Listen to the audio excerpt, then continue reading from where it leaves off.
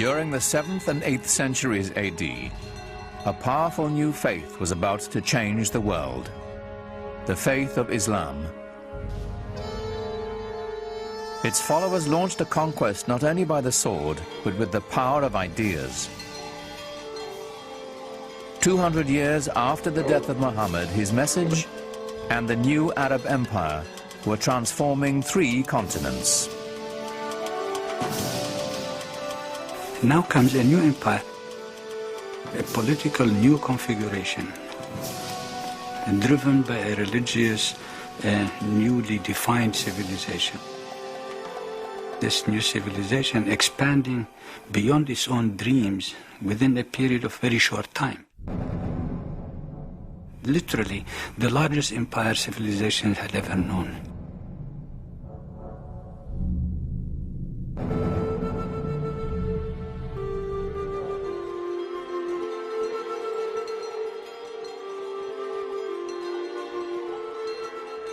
The Arabic word for conquest, fatu, literally means openings. Islam sowed the seeds of its faith to the 4 winds, and a world of opportunities opened before it. But the vast empire's spiritual core remained at its birthplace, the holy city of Mecca.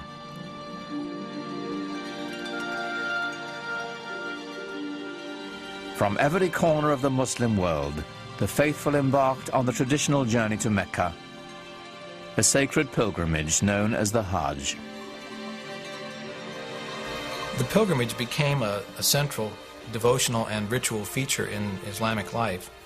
In fact, since the life of Muhammad himself, the pilgrimage has symbolized, probably more than any other Islamic ritual activity, unity among all people and equality.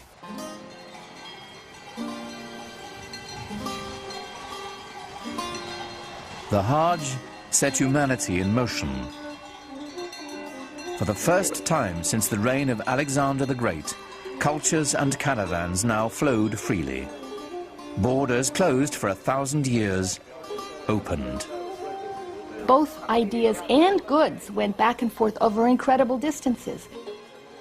Since every Muslim is enjoined once in his life to visit Mecca, it means that there were caravans carrying goods and pilgrims and ideas and people.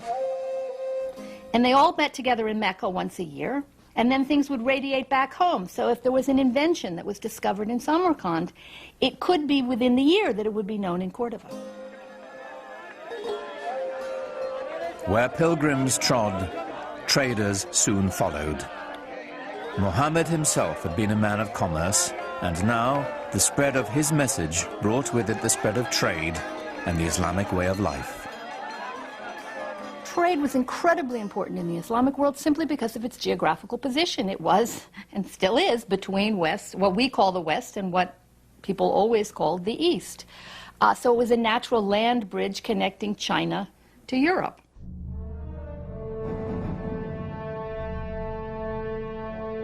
In only 2 centuries, Islam had extended its reach from Spain all the way to the edge of India. It took nearly a year to travel from one end of the Arab Empire to the other. At its heart was a fabled city of wealth. It was called Baghdad.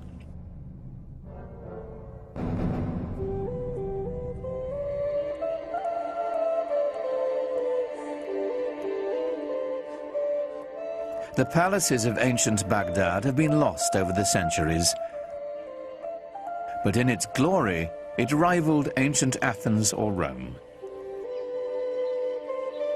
It was a magnificent architectural achievement, the pride of Islam in a new age. One visitor left this account.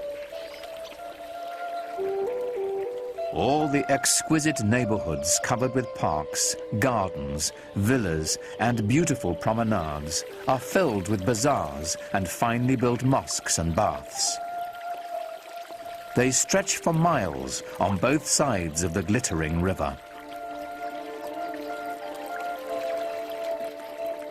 But what made this the greatest city of its time was more than just what met the eye. It was the company it kept. Scholars made Baghdad the jewel of the world. Certainly from the 8th century on, Baghdad was the center of learning in the Islamic world, and all major innovations either came from Baghdad or quickly came to Baghdad because the best people came to Baghdad, the best thinkers, the best philosophers, the best artists. They came in search of answers to pragmatic questions. The empire's meteoric growth had left its new leaders overwhelmed. They had staggering engineering and logistical problems to contend with. Solving them would take the greatest minds of the day. Under the new empire now, you are responsible for public hygiene, you are responsible for the marketplace, you are responsible for goods being sold in the marketplace. All of those require some basic elementary sciences. This new civilization, having a need for science, really stems from the need to run that empire. The best minds rose to the call. The finest were welcomed at a center of scholarship, Baghdad's renowned House of Wisdom. It was a magnet for scholars and intellectuals who came and worked in the academies. There were public libraries associated with the palace, and scholars came from all over the empire. And there were scholars from Iran, there were scholars from Byzantium who came. Some were Christians, some were Muslims, some were Jews. And all of these different sort of threads of human knowledge came together in the city of Baghdad. So the net effect of this is that you've got human individuals from radically different cultural traditions being thrown into the same crucible. The challenge that greeted these scholars was daunting. The great works of the ancients had to be transformed into a wholly new body of knowledge.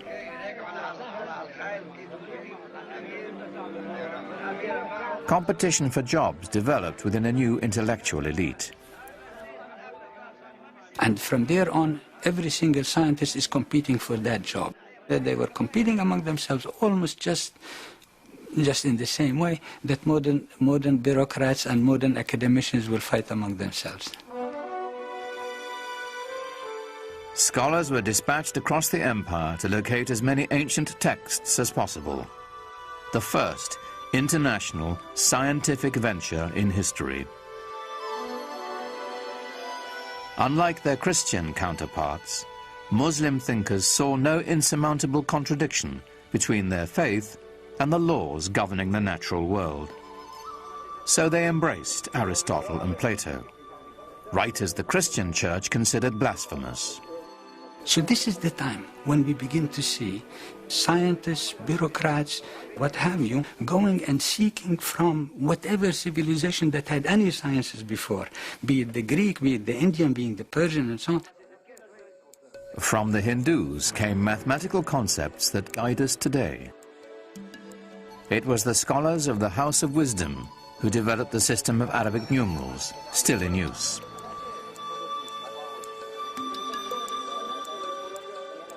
It is they who translated and transformed the writings of the Greeks and made a gift of them to the modern Western world.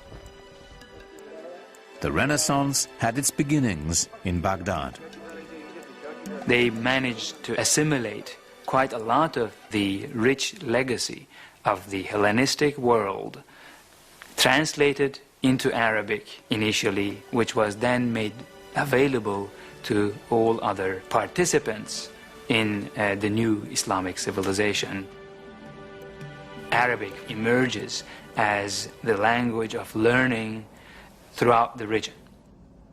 This is a very significant development in human intellectual history. Having amassed the knowledge, the Muslims now began to challenge it. This was perhaps their most important contribution. The scientific process was born. They wanted to know why a very intelligent Greek scientist whose text they were just admiring and they were verifying it. Why would he make a mistake in the first place? So they began to dig, was it because he didn't have the right instruments, or is it because he didn't have the right methodology to use the instruments for the verifications of observation? It is this spirit, you see, the spirit of questioning, the spirit of saying that we have to build science constantly on a systematic, consistent basis where we make a physical proposition of how the universe ought to be run, and the mathematical representation of that physical universe ought to match. Now you begin to have what I call the birth of the new Islamic science. Algebra and trigonometry, engineering and astronomy, countless disciplines integral to our lives today, trace their roots to Islamic scientists. More surprising, perhaps, were their innovations in medicine.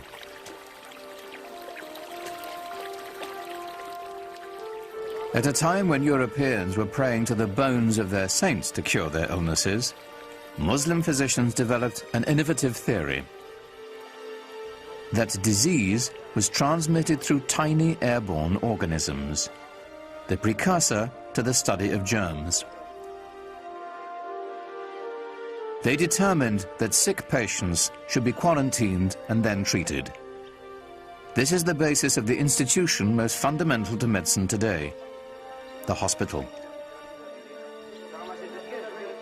Funded mainly through religious endowments, Muslim hospitals had separate wards for patients suffering from different kinds of disease. Even mental illness was treated. Their studies of anatomy were so sophisticated that they remained in use by Muslim and European physicians for 600 years.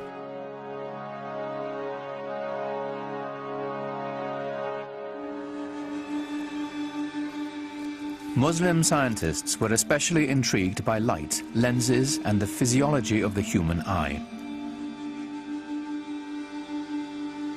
The father of optics was a Muslim named Ibn al-Haytham.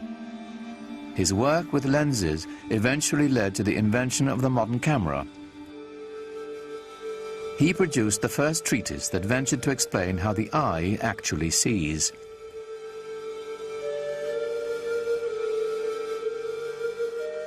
A 1,000 years before the West dared to take up the practice, Muslim doctors were removing cataracts surgically, clearing them from the eye with a hollow needle. But for all this knowledge to transform and illuminate an empire, it had to be copied and shared across 100 different cities in the Islamic world. For this, there was a new invention, one that is still fundamental to learning and knowledge today: paper.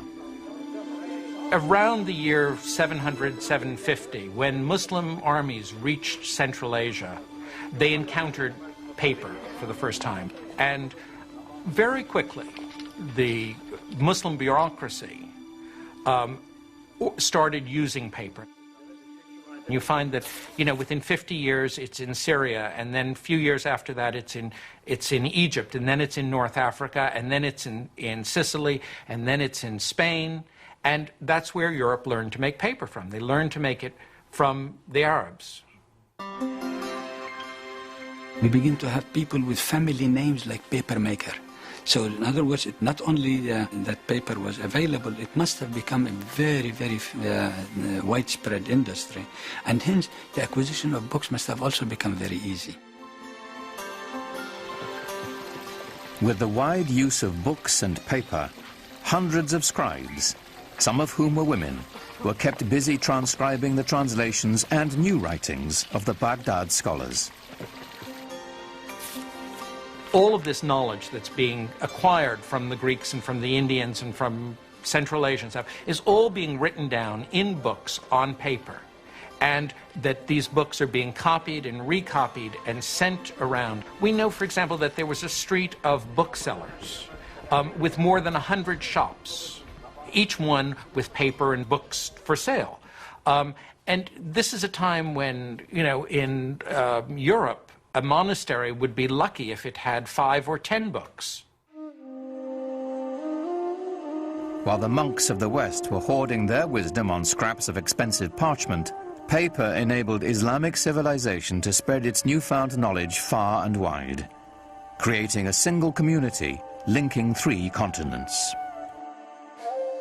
So the chief distinction, therefore, of Islamic civilization, in addition to the fact that it made new leaps of originality, new transformations in traditions of learning and everything else possible, is the fact that it enabled human beings to consider the possibility of thinking about the globe as a single unit, humanity. In all the broad empire, there was one place the Christian world could experience the lifestyle Muslims now took for granted: southern Spain.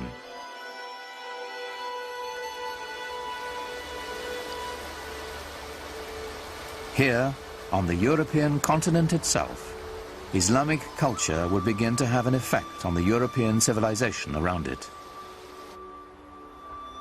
1,000 years ago, the Spanish city of Córdoba was a center of learning and culture that rivaled Baghdad. Today, Córdoba's narrow lanes hearken to its medieval past. During the Dark Ages, this was the most prosperous and sophisticated metropolis on the continent. It had streetlights and paved roads, libraries, hospitals and palaces. This was a city of light, a Muslim city. The city of Córdoba in the 9th and 10th centuries was one of the biggest and most exciting in Europe. We have descriptions of it by people coming and saying, all these flowers everywhere, this open streets, this wonderful light coming down. Northern cities were dark. Córdoba had running water. People lived in big houses. In contrast, in Paris, people lived in shacks by the side of the river.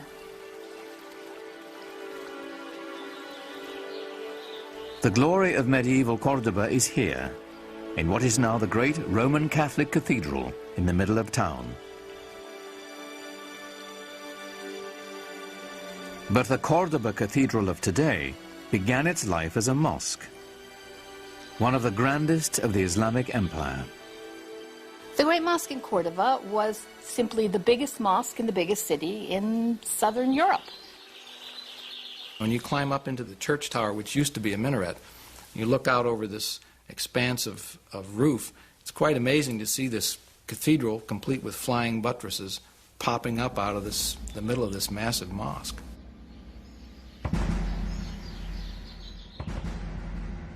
Many people came to visit it to view the wonders of the mosque, which had rib vaulting, the kind of vaulting which is like this, and which 100 years later, by a mere coincidence you might think, but not at all a coincidence, appears in the Gothic cathedrals of Northern Europe, in Lincoln Cathedral, in Chartres Cathedral in France. Where does that come from? Obviously influenced by the great Mosque of Córdoba in the south of Spain. For the occasional European Christian traveler, Córdoba was their one opportunity to glimpse the Islamic world. What they saw was shocking.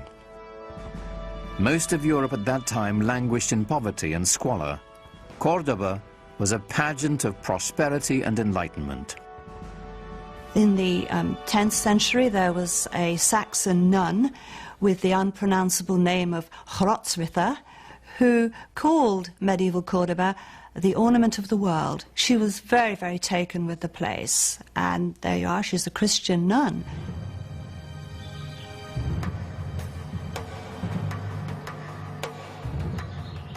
As Europeans made their way from the cold stone of their northern castles into the glorious Muslim cities of southern Spain, they couldn't help but be impressed. In the green hills above Granada was a palace of startling elegance. a shining example of the richness and sophistication Islam brought to medieval Europe. It is called the Alhambra. The Alhambra is perhaps the most famous example of Islamic architecture to most Westerners. It is the best remaining example of what a medieval Muslim palace would have looked like.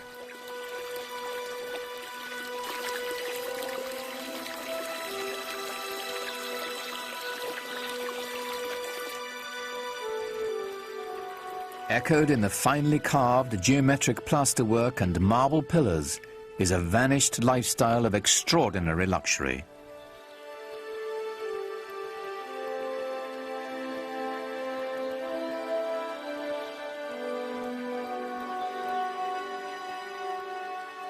The Alhambra reveals the pinnacle of Islamic culture and urbanity. The beauty of the Alhambra is not so much in the individual details.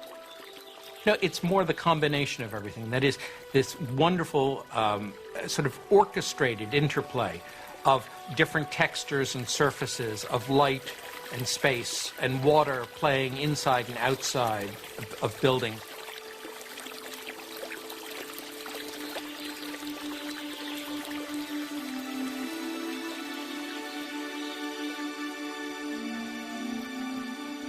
It's almost like a symphony of different elements that are very carefully brought together to provide exquisite enjoyment.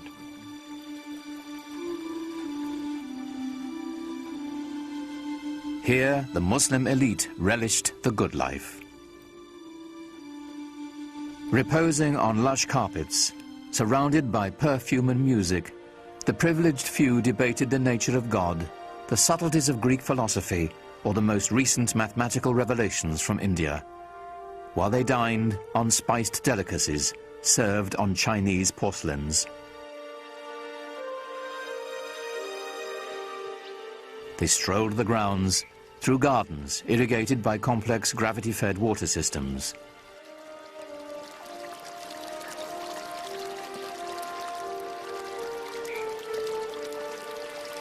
How far Muhammad's followers had come from the life of desert nomads. How distant they felt from the rest of the European continent they now shared. Christian Europe, due north, was struggling on through the Dark Ages.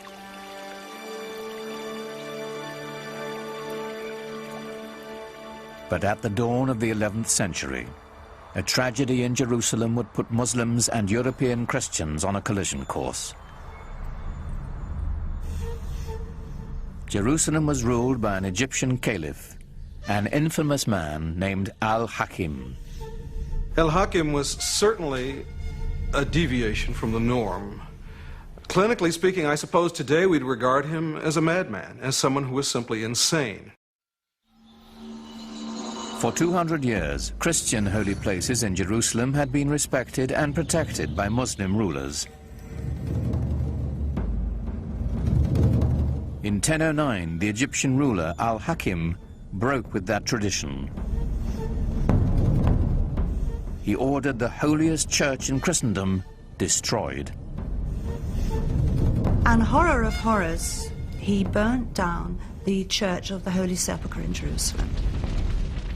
Now, nobody knows quite why he did it, and you can have your own theories about it, but the fact of the matter was that that sent shivers of terror and anxiety through Christendom. In a way, of course, Al-Hakim was the one exception that proved the rule for Christians that Christians had been speaking of for centuries, of Muslims as intolerant, mad, slavering heretics who simply could not be expected to abide by the rules of civilized human beings.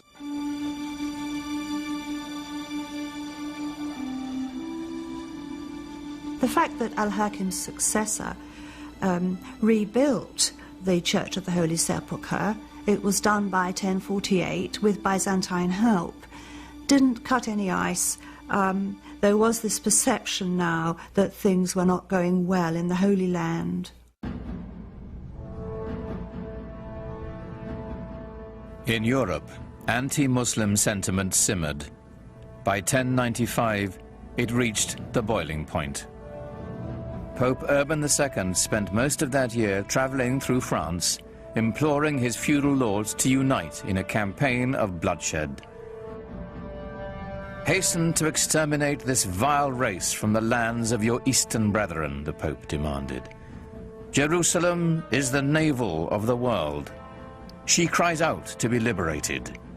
Christ himself commands it. So we've got a merging or a coming together of military service and religion, which served the purposes, if you like, of a pope who in 1095 made his famous call to crusade to rescue the endangered holy places in the East, and in particular Jerusalem.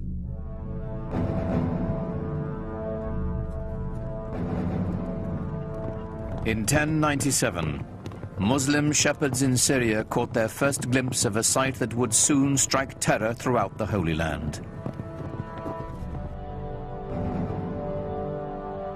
When the Crusaders struck, by sheer chance, the Arab Empire was at its most vulnerable, broken into feuding kingdoms and petty dynasties. They couldn't have chosen a better moment, because the Muslim world was in a very fragmented state. The great rulers of the time had died, and into that power vacuum there came this most unexpected enemy, the Crusaders from Western Europe. Who would have thought that a new enemy would come to the Islamic world from that unexpected quarter? It was completely unprecedented. It was a real surprise. The Muslims didn't really know who they were. They thought they were just another lot of Byzantines who were coming, as usual, to be a nuisance and fight on the borders. They had no idea that there was this extraordinary surge of religious fervor and fanaticism coming from Western Europe, and that the aim of this group was Jerusalem.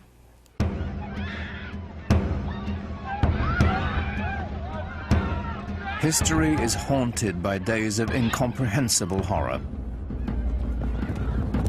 Few are darker than July 15th, 1099, when the Crusaders entered Jerusalem.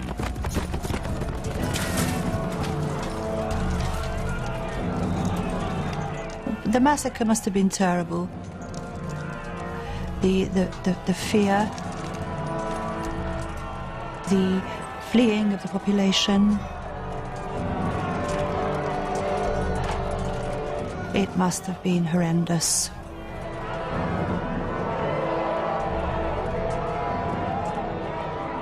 From a letter to the Pope from the Crusaders.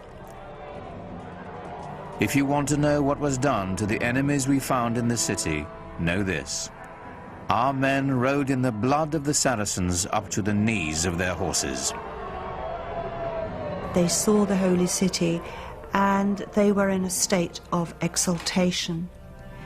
And perhaps that's why, when they flooded through the gates of the city, that they were fired up with fanaticism and zeal, and that's why there was this terrible massacre in the name of Christendom.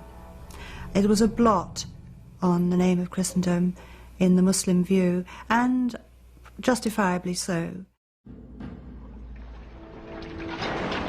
Even Christians weren't spared. At the Church of the Holy Sepulchre, dozens of worshippers from Eastern sects were massacred. To the Crusaders, they were nothing more than foreigners. The Christian chronicles record the carnage. The Saracens, who were still alive, dragged the dead ones out and made huge piles of them.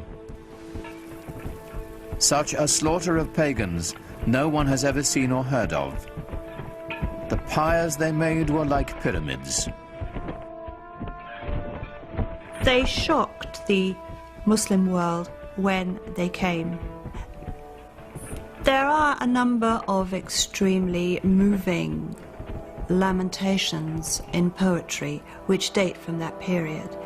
And the Arab poets of the time talk about the feelings of anguish and terror which the Crusaders, or the Franks as they're called in the Arab sources, caused the local people, the old women, the young girls, those who are cloistered away in their houses, are trembling with fear.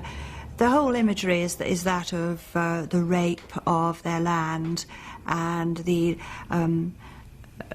terrible impurities caused by these barbarian infidels coming into their sacred space. We have mingled blood with flowing tears, and there is no room left in us for pity. To shed tears is man's worst weapon when the swords stir up the embers of war. When blood has been spilt, when sweet girls must hide their lovely faces in their hands for shame.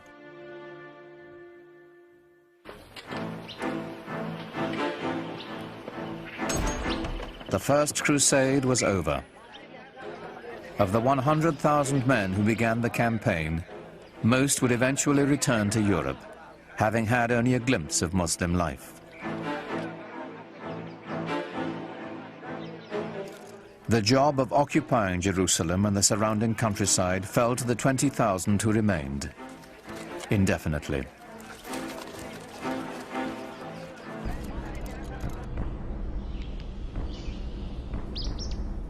To secure their occupation, the intruders did here what they had done in Europe. They built castles. The Crusaders built the finest castles that the Near East has ever seen, and the proof of that is that they're still there. When everything else may have faded away, the Crusader castles remain a living testimony to their presence. And Crac des Chevaliers in Syria is the Crusader castle over them all.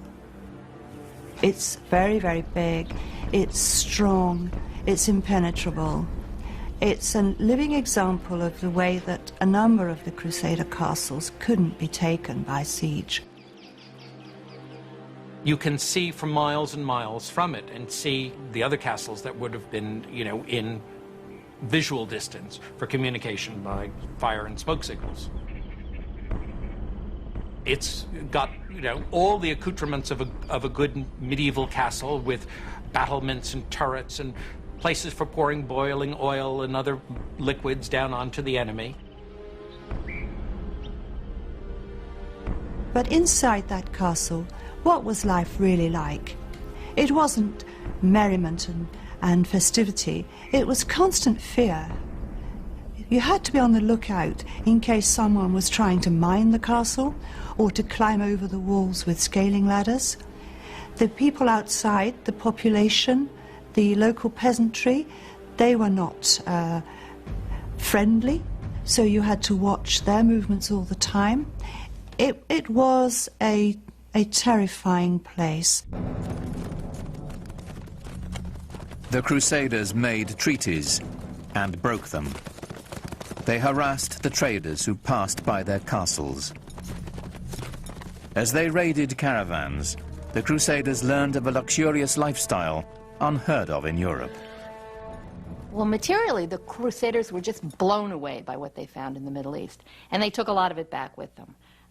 Inlaid metalwork, textiles, silks, things like that they had just never seen in such quantities before. The good life. These things they brought back to Europe, some as souvenirs, and in fact there was a whole industry that developed in the Middle East of providing souvenirs for the Crusaders to take back.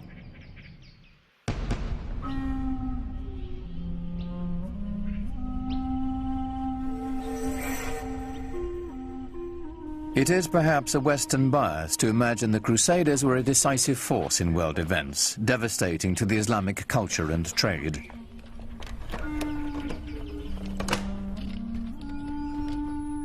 The truth is, while the Knights of the Crusades were bunkering down in their castles, Islam was spreading its influence and flourishing. Muhammad's message rang out as clear and strong as it ever had. Allahu Akbar!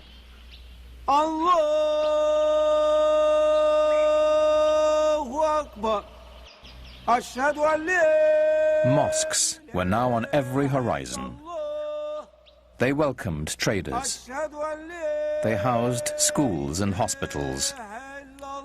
Through Islamic architecture, literature and music, a vibrant culture was emerging in celebration of a singular faith. أعوذ بالله من الشيطان الرجيم بسم الله الرحمن الرحيم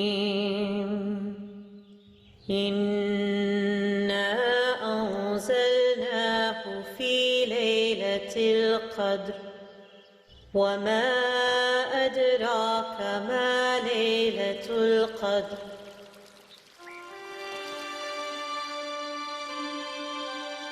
Faith had launched an empire. Culture was now enlivening it. But ultimately, what united it was trade. For the Muslims, trade, like science, brought innovation. Business was expedited by a revolutionary concept called the sak, a check that could be written in Spain and cashed in India. Writing a check assumes that someone's going to honor it and cash it at the other end, and that if you give the money or you have the money in one place, that someone will say, I have access to that somewhere else. So this implies that you have some kind of central bank or central loan organization who's going to be good for the money. So it frees up your ability to travel. It frees up commerce because, again, the money doesn't have to be moved from Samarkand back to Cordova in order to go back the other way the next year, so that you can base it all on trust and faith. And Muslims became some of the greatest merchants of Middle Ages. And the greatest craftsmen as well. From the Persians, Muslim blacksmiths learned how to fold steel to give it strength and flexibility. The swords made in Toledo and Damascus had no equal in the world.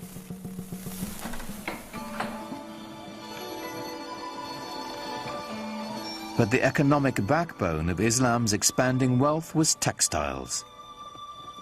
The demand for the products of Muslim looms was enormous, for cashmere, cotton and silk. Textiles were simply the gas and steel industry of medieval times, because you have to think of textiles not only as growing the plants, but making all the dyes, and it was the dyes that were particularly expensive and imported the farthest. And then you need all the fixtures and mordants and equipment for looms, and then you need to transport these textiles. So collectively, the industry of making and transporting textiles was the mainstay of the economy.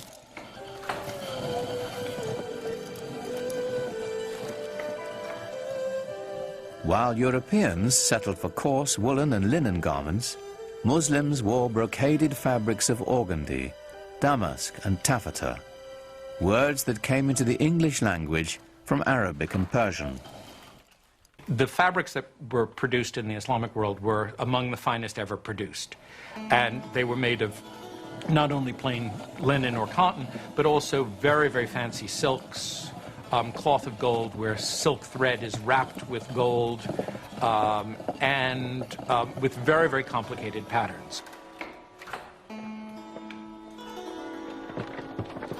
These complex patterns were coveted by wealthy Europeans and the church as well. When the Christians needed a cloth worthy of wrapping the bones of their saints, the choice was obvious. They looked to a Muslim loom. But sometimes the fabrics were trimmed with decorative Arabic text from the Holy Quran. And so the words of the Prophet sometimes appeared in shocking proximity to Christendom's holiest icons. It is not unusual to find in Italian Renaissance paintings, for example, to find paintings of the Virgin wearing a robe of very fancy patterned cloth, and precious silks embroidered with gold or woven with gold designs. Sometimes they would say things with an Arabic inscription on it, which says, "There is no God but God, Muhammad is his prophet," in Arabic.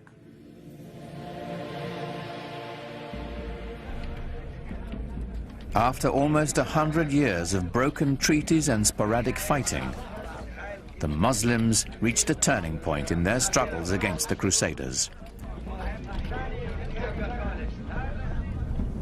It came in the person of one of Islam's most celebrated figures. His name was Salah ud-Din, but the West would remember him and come to revere him as Saladin. There is certainly one thing that we must recognize about Saladin, and that is that he was successful where many others of his faith and of his part of the world had not been. That he possessed one unusual feature, in addition to his intelligence and his robust physical strength. He certainly seems to have been a great inspirer of his military followers. In 1187, Saladin amassed an army of 12,000 mounted warriors and lured the Crusaders out of Jerusalem onto a plain between two hills called the Horns of Hattin.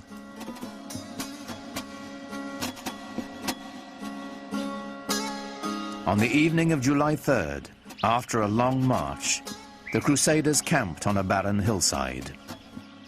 There was nothing but a waterless terrain.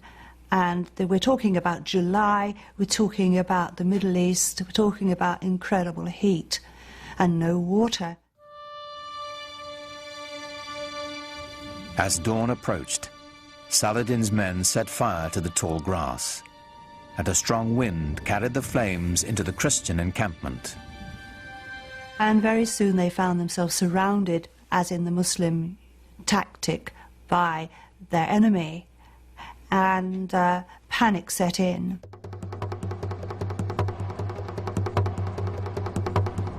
The flames bore down on them, and the heat became intense, Saladin's secretary wrote. The people of the Trinity were consumed by the fire of flames, the fire of thirst, and the fire of arrows. The army of the Crusaders was totally decimated. The victory at Hattin was a real turning point for Saladin. It meant that he could then proceed to take Jerusalem later on that year. 3 months later, Saladin entered Jerusalem. For the first time in almost a century, the call to prayer floated over the holy city once again. Allahu Akbar, Ashhadu an la ilaha illallah, Ashhadu an la. And yet, remarkably, Saladin leveled no retaliation against Christians or their holy places. In the Church of the Holy Sepulchre, Mass was celebrated as usual. Saladin also decreed that Christians who wished to could leave the city with their property. Those who chose to stay would be allowed to worship freely.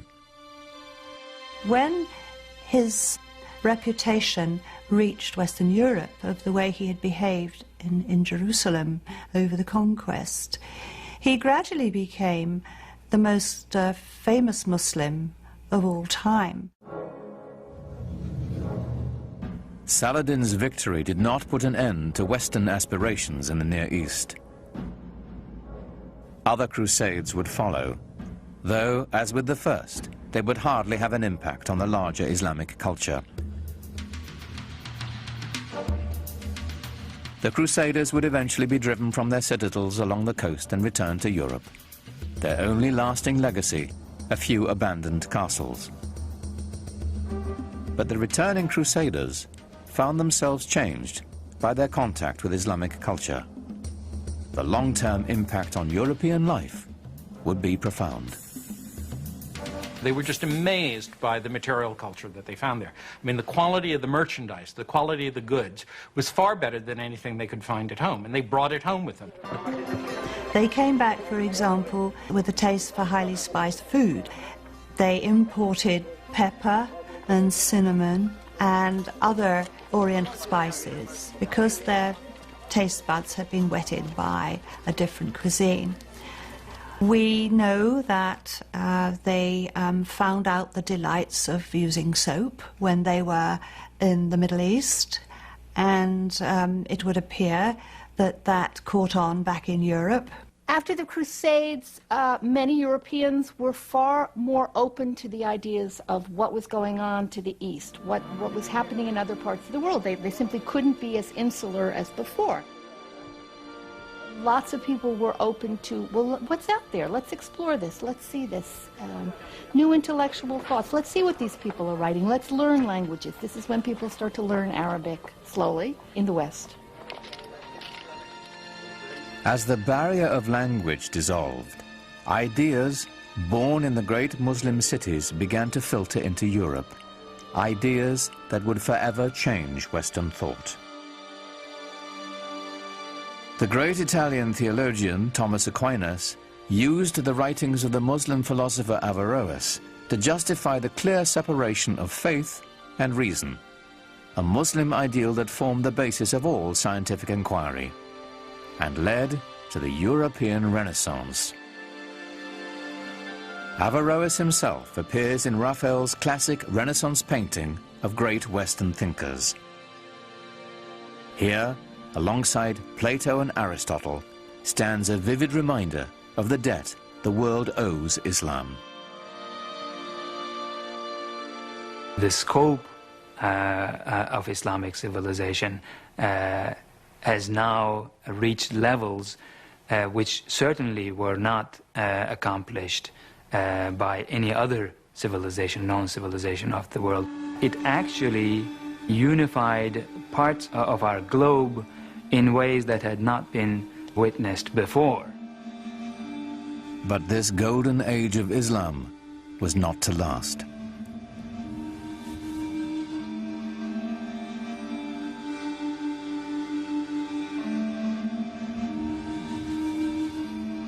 After shrugging off the Crusades and bringing the precious gift of knowledge to Europe, the great cities of the Islamic Empire would be brought to ruin by a force more terrible than anything the Europeans could muster. Their libraries destroyed, the wealth plundered, the empty cities stood mute in the aftermath of a devastation that descended upon them not from the west, but from the east. It's known as the Mongol catastrophe.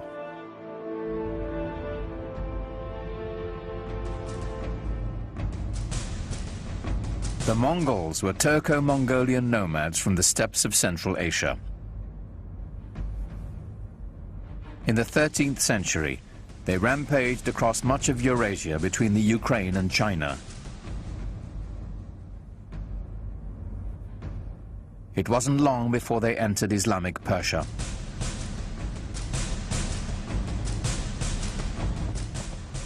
To the cultured, urban Muslims, these guys were a bunch of savages. When you entered the Mongol army, you came with yourself and 3 horses, and you lived off the horses. First you drank their blood, and then when you moved far enough away, you killed them, you slaughtered them, and you ate their meat. And that's why they could go so far and survive so long. Terror was the Mongols' principal tactic. One of the local Iranian leaders foolishly decides to kill off the emissary that the Mongols have sent. And in doing that, he evokes the anger of the Mongols, who want to use him as an example. And they use this retaliatory technique often of killing off entire towns, wiping them out as examples. And so they build these fantastic towers of skulls where they pile up all the dead bodies as an example, and then all the other towns around immediately give way.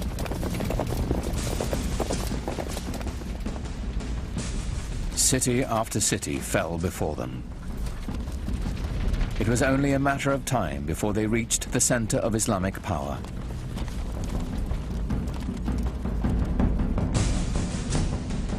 On February the 10th, 1258, the Mongols took Baghdad.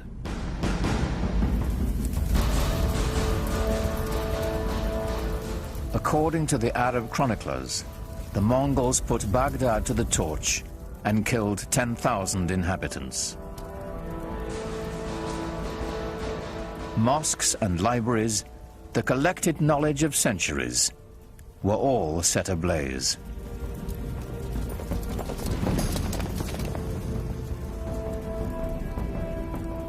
Within less than 50 years, the Mongols seized the heart of the Islamic Empire from the Arabs.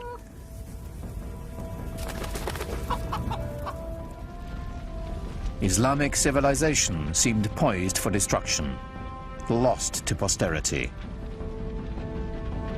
But then something remarkable happened. While the consensus of opinion is that Mongols were a devastating force, I personally feel that they also had a very positive effect on Western Asia and the world of Islam. They opened the world tremendously. Allahu Akbar, Allahu Akbar. And historically, the most significant thing about the Mongols for us would be that they became Muslims, most of them, in the end.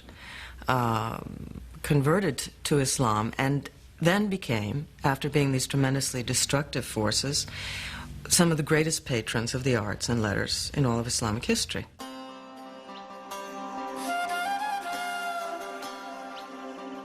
The conversion and its lasting effect was extraordinary. Within a decade, the Mongols had gone from building towers of human heads to building mosques glorifying God.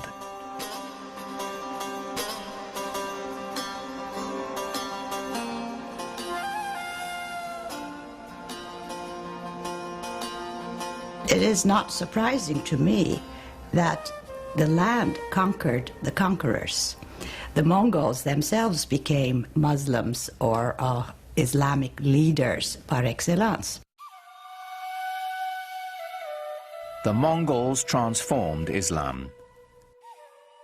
Now Islamic power could be held by anyone, not just the Arabs who had created it. The Mongols threw open the door for the great gunpowder empire to follow.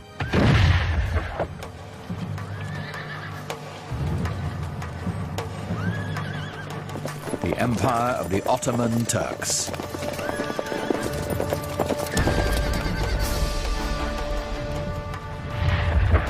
Islam was now set on a new course of expansion to both the East and the West, marching to the beat of Turkish drums.